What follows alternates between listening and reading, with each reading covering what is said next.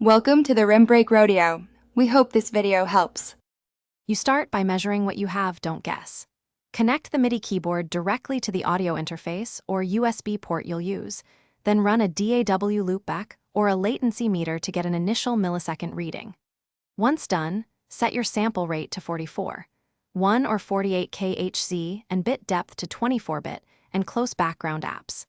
This reduces CPU scheduling jitter and I/O contention, which are the core causes of perceived delay. Now focus on the driver and buffer. This is where most gains come. Install or update SEO drivers for Windows or use the class-compliant driver on Mac. These control how audio packets are scheduled.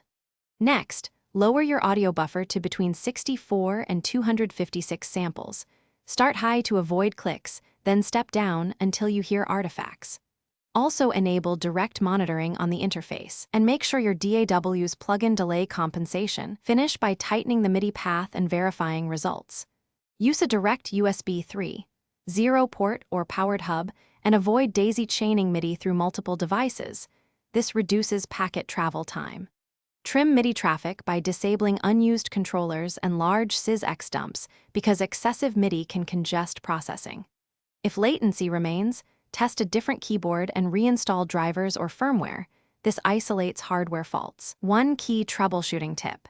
If you still hear delay, switch to a different DAW or safe mode to rule out project-specific plugins.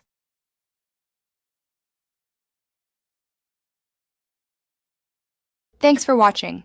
Consider subscribing if we helped you.